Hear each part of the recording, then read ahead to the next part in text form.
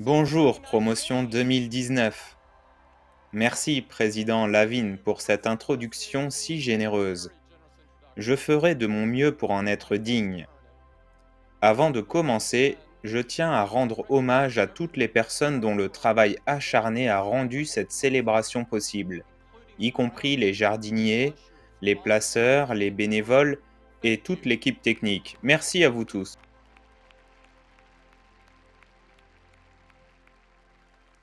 Je suis profondément honoré et, pour être franc, un peu étonné d'avoir été invité à me joindre à vous pour une occasion aussi significative.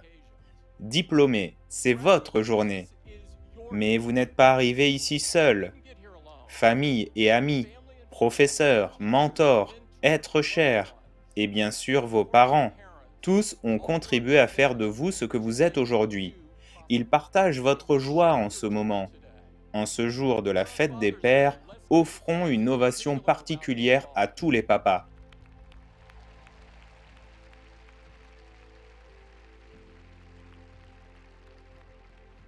Stanford occupe une place spéciale dans mon cœur, notamment parce que je vis à seulement 2,5 km d'ici.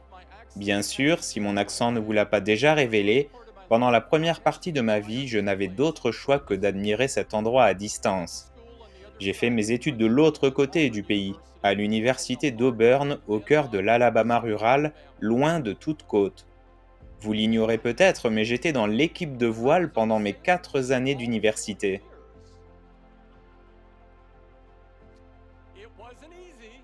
Ce n'était pas simple. À l'époque, le port le plus proche se trouvait à 3 heures de route. Pour nous entraîner, il fallait souvent attendre qu'un orage inonde le terrain de football. Et faire des nœuds, c'est difficile. Qui l'aurait cru? Pourtant, contre toute attente, nous avons réussi à battre Stanford à chaque fois. Nous avons dû avoir un coup de chance avec le vent. Blague à part, je connais la véritable raison de ma présence ici et je la prends très au sérieux. Stanford et la Silicon Valley sont intimement liés. Nous faisons partie du même écosystème. C'était vrai lorsque Steve est monté sur cette scène il y a 14 ans. C'est encore vrai aujourd'hui. Et vraisemblablement, ce sera encore vrai pour un certain temps. Les dernières décennies nous ont portés ensemble, mais aujourd'hui, nous nous réunissons à un moment qui exige réflexion. Portés par la caféine et le code, l'optimisme et l'idéalisme, la foi en l'IA et la créativité, des générations de diplômés de Stanford ont utilisé la technologie pour refaçonner notre société. Mais je pense que vous serez d'accord pour dire que, ces derniers temps, les résultats n'ont pas été ni simples ni impeccables. En seulement 4 ans passés ici à The Farm, il semble que les choses aient pris un tournant brutal. La crise a tempéré l'optimisme. Les conséquences ont mis l'idéal à l'épreuve. Et la réalité a ébranlé la foi aveugle. Et pourtant, nous sommes toujours attirés ici. Et ce n'est pas sans raison. Les grands rêves naissent ici, tout comme le génie et la passion nécessaires pour les réaliser. Dans une époque marquée par le cynisme, cet endroit continue de croire en la capacité humaine à résoudre les problèmes qui semblent infinis. Mais il faut bien l'admettre, notre potentiel à en créer l'est tout autant. C'est de cela que je souhaite vous parler aujourd'hui. Car s'il y a une chose que j'ai apprise, c'est que la technologie ne change pas ce que nous sommes. Elle amplifie ce que nous sommes. Le meilleur comme le pire. Nos problèmes, qu'ils soient liés à la technologie, à la politique ou à d'autres domaines, restent fondamentalement des problèmes humains, depuis le Jardin d'Éden jusqu'à aujourd'hui. C'est notre humanité qui nous a mis dans ce pétrin, et ce sera notre humanité qui devra nous en sortir.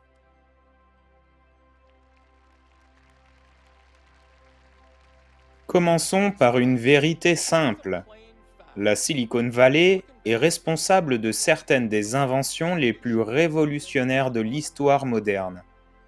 du premier oscillateur construit dans le garage Hewlett-Packard aux iPhones que je suis sûr que vous tenez dans vos mains.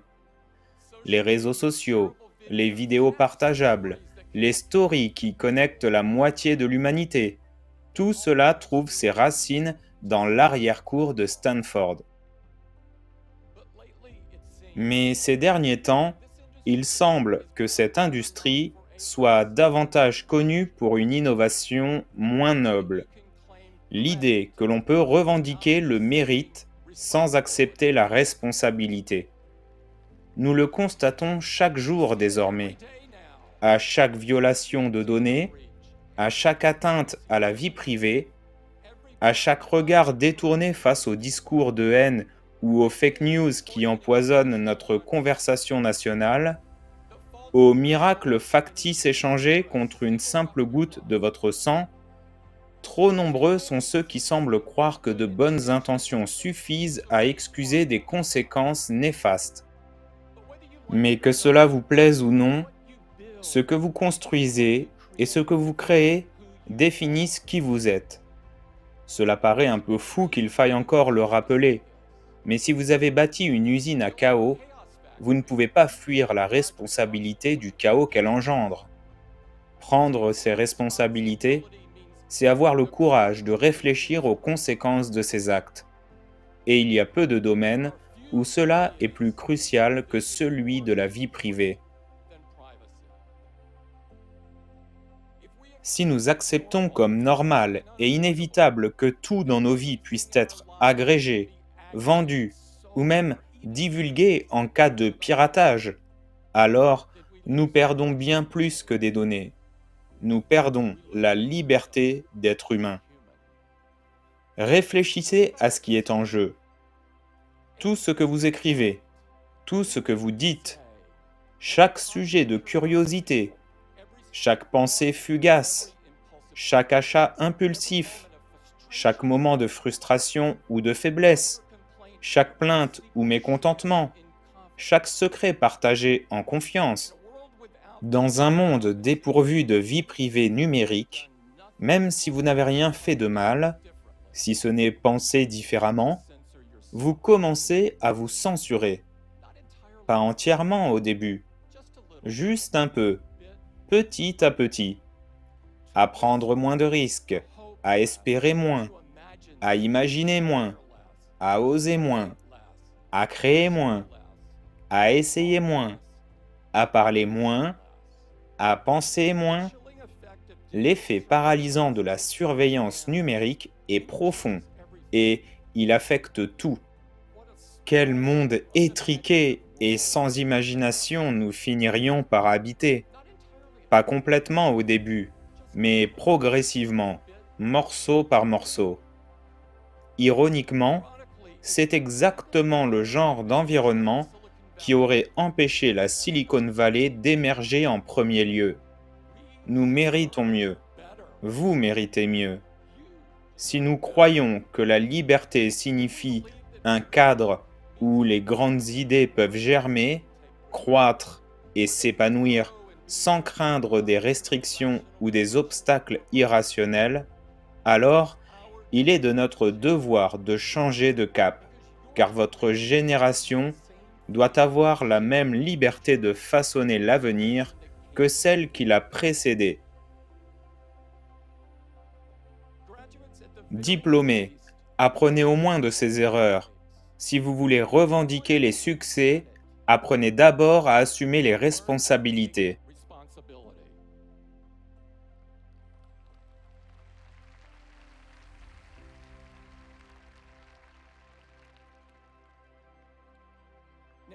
Et pour beaucoup d'entre vous, la grande majorité, vous ne travaillerez pas dans la technologie, et c'est très bien ainsi.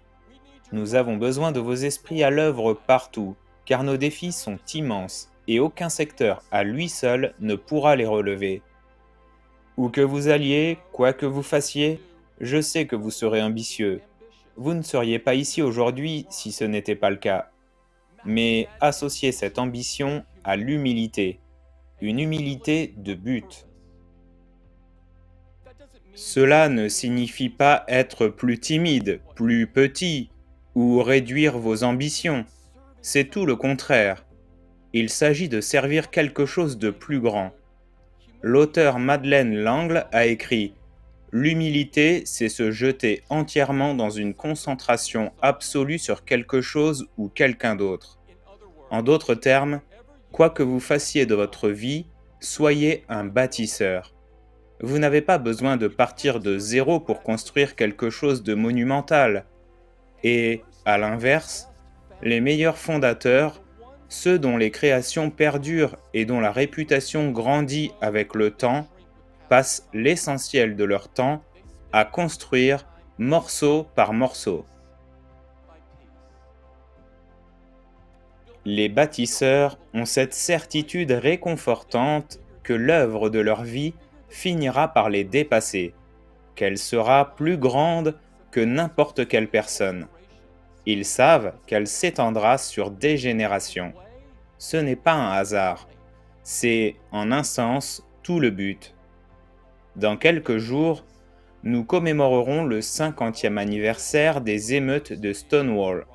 Lorsque les clients du Stonewall Inn se sont retrouvés ce soir-là, des personnes de toute origine, gays, transgenres, jeunes et vieux, ils n'avaient aucune idée de ce que l'histoire leur réservait.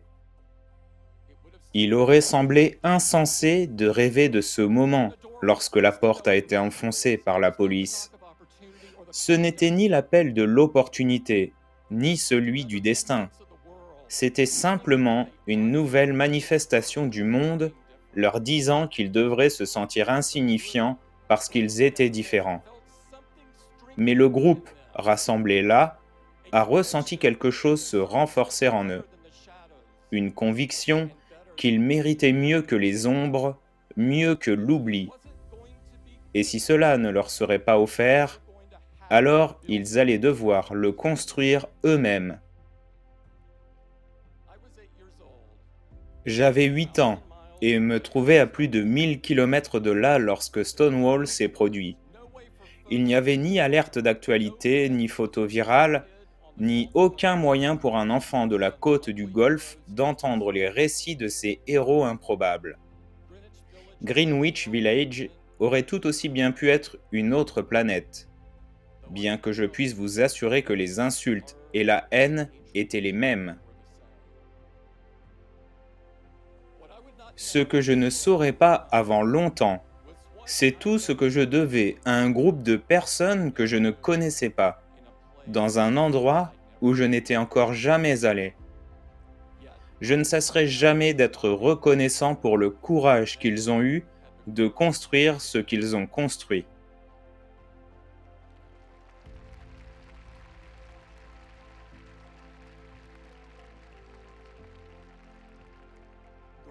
Chers diplômés, être un bâtisseur, c'est croire que vous ne pouvez pas, à vous seul, être la plus grande cause sur cette terre, parce que vous n'êtes pas fait pour durer éternellement. C'est accepter que vous ne serez pas là pour la fin de l'histoire. Ce qui m'amène à mon dernier conseil.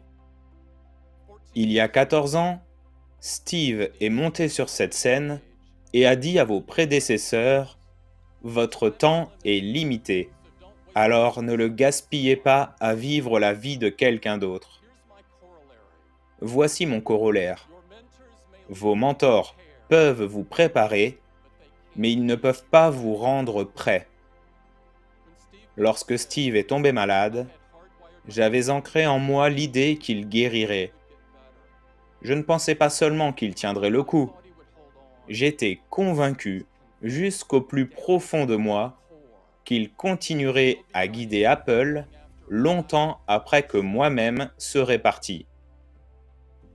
Puis un jour, il m'a appelé de chez lui et m'a dit que cela ne se passerait pas ainsi. Quand bien même j'étais persuadé qu'il resterait président, qu'il prendrait du recul sur les affaires quotidiennes, mais qu'il serait toujours là, une voix sur laquelle m'appuyer. Mais il n'y avait aucune raison de le croire. Je n'aurais jamais dû me l'imaginer. Les faits étaient clairs. Et quand il est parti, vraiment parti, j'ai appris la différence, brutale et viscérale, entre être préparé et être prêt. C'était de loin le moment le plus solitaire de ma vie, à un degré inimaginable. Un de ces instants où vous pouvez être entouré de gens sans vraiment les voir, les entendre ou les ressentir. Mais je percevais leurs attentes. Une fois la poussière retombée, tout ce que je savais, c'était que je devais devenir la meilleure version de moi-même. J'avais compris que si vous commencez chaque journée en réglant votre montre sur ce que les autres attendent ou exigent de vous, cela vous rendra fou. Ce qui était vrai à l'époque l'est toujours aujourd'hui. Ne perdez pas votre temps à vivre la vie de quelqu'un d'autre. Ne tentez pas d'imiter ceux qui vous ont précédé, au point de vous déformer pour correspondre à un modèle qui n'est pas fait pour vous. Cela demande trop d'efforts mentaux. Des efforts qui devraient être consacrés à créer et à bâtir. Vous gaspillerez un temps précieux à essayer de reprogrammer chacune de vos pensées. Et, entre-temps, vous ne tromperez personne. Chers diplômés, la vérité, c'est que lorsque votre moment viendra, et il viendra, vous ne serez jamais prêt. Mais ce n'est pas ce qu'on attend de vous. Trouvez l'espoir dans l'inattendu. Trouvez le courage dans le défi. Trouvez votre vision sur la route solitaire. Ne vous laissez pas distraire. Il y a trop de gens qui réclament le mérite sans assumer les responsabilités. Trop de personnes présentes pour couper le ruban, mais qui n'ont rien bâti qui vaille la peine. Soyez différents. Laissez derrière vous quelque chose qui en vaut la peine, et souvenez-vous toujours, vous ne pouvez rien emporter avec vous. Vous devrez tout transmettre. Merci infiniment et félicitations à la promotion 2019. Cette vidéo est terminée. Dites-moi dans les commentaires ce que vous en avez pensé et surtout, abonnez-vous pour ne pas rater les prochaines vidéos. À bientôt!